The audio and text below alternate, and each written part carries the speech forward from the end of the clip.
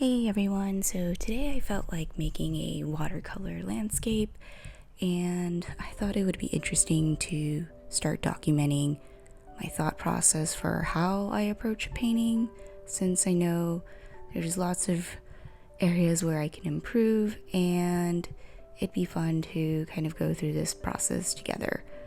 So yeah, let's get started. First, I needed to find reference photos, so I went to Pixabay and found this landscape here. I thought that the colors would be something easy to start with, and the clouds and mist was really conducive to that watercolory effect where I could practice wet on wet techniques. So why not? Let's try this one. So I clicked in and saved this, and this is my reference photo for the rest of the painting.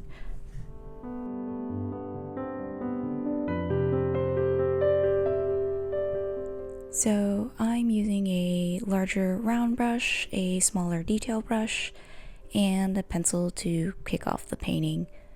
For now, I'll take the pencil and I'm starting to draw the basic shapes that I see from the reference photo. So here it's the sky, the mountain, and the tree line. The goal here wasn't really to capture everything accurately, but to make sure that I get sort of like the key things that are important to block off with color.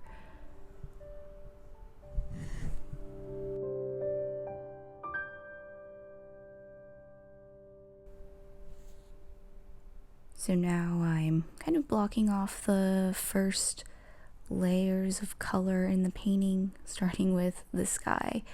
I'm really trying to kind of set the tones for each bit of the painting, and you'll see that I'm not really worried about mixing very exact colors now, but just trying to lay something down to get rid of the white that's a bit unnecessary. You'll see that I started with the sky. I added a bit of blue because I saw there were some blue tints in here and it kind of looks a bit blacker than I expected. But decide to run with it and continue on. Next is sort of the clouds. It's sort of this purplish gray, and I am trying to make this paper as wet as possible so I can spread that pigment around.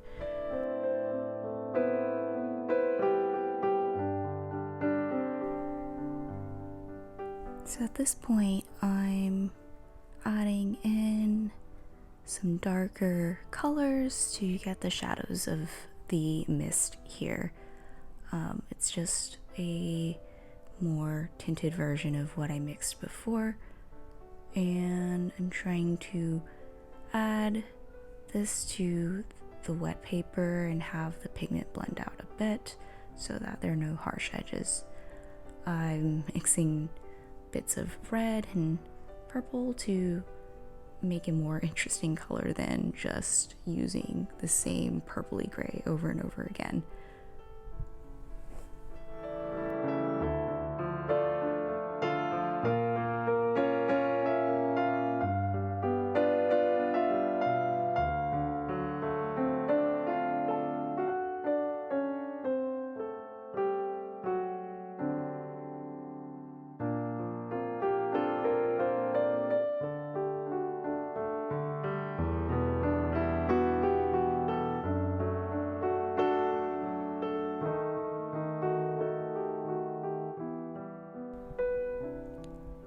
I'm impatient, so I like to work in sections in my painting. That way, as one part dries, I can work in another section, and as that part dries, I can move on to another part, and at any point in time, I'm always adding details in painting without needing to wait too long.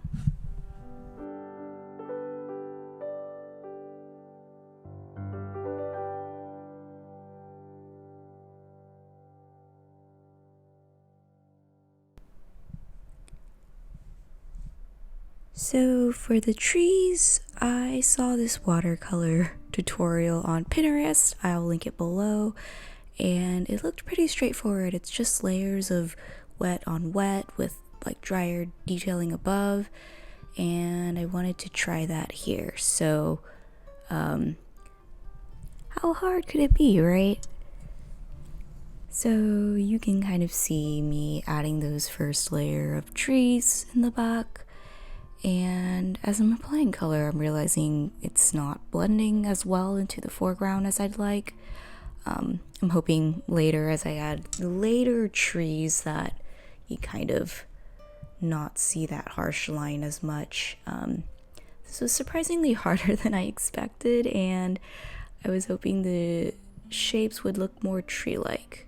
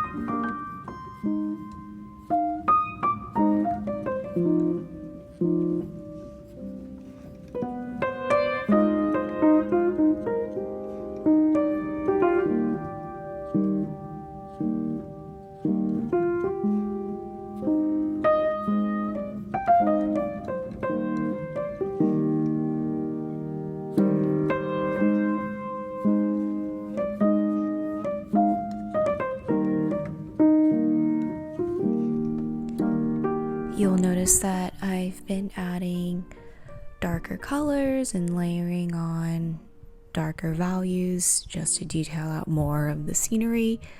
I'm finally finalizing these last few layers with the extra dark tint I'm adding to the mountains and the trees, kind of blending out different colors and adding water just to soften the edges.